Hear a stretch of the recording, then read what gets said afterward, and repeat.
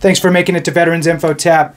Today I wanted to talk to you quickly, fast video, on the 55-year-old rule, kind of what it is, what my I guess, explanation of it is, and the importance of it, and what to do once you hit 55. You don't want to just sit there and not do anything once you're at 55. In my opinion, there's some steps that you can take. So with that, it's basically my idea here about the 55-year-old rule and what it really is. It's 55 years old. So once you, as the veteran, become 55, what happens is the VA essentially, they don't look to reduce your rating based on future examinations, that type of stuff. They don't do those periodic, assessments on you any longer. Now, that's the idea around it, right? So the idea is that my future exam is now negated because I'm 55. The chances of things getting better are probably slim, probably not going to get any better, probably in fact going to get worse. So why go through it? So the VA just kind of stops peeking in on you.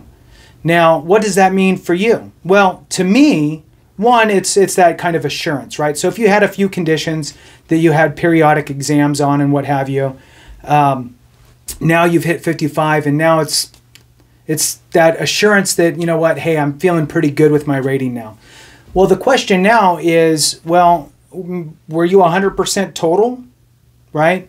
Because if you were 100% or total rated with the VA, but you were not permanent in total because you had these future exams set by the VA, well, now you might have that opportunity to go ahead and petition the VA to now turn your VA rating from total to permanent in total because there's no future exams.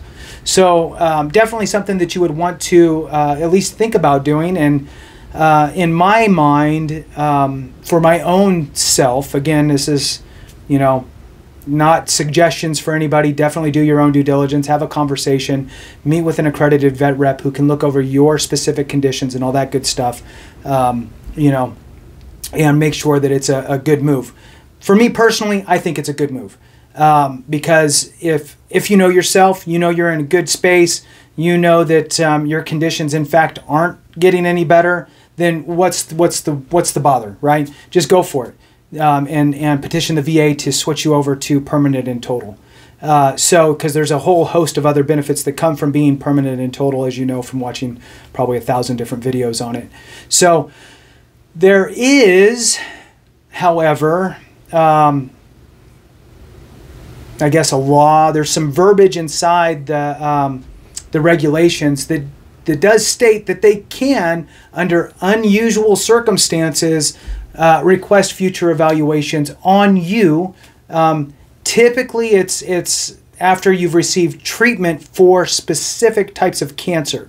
So that's really the most prevalent, unusual situation. But again, it is that little doorway that's kind of cracked open, but not really used, if that makes sense. So with that, again, 55-year rule is a good rule. It should stop future exams.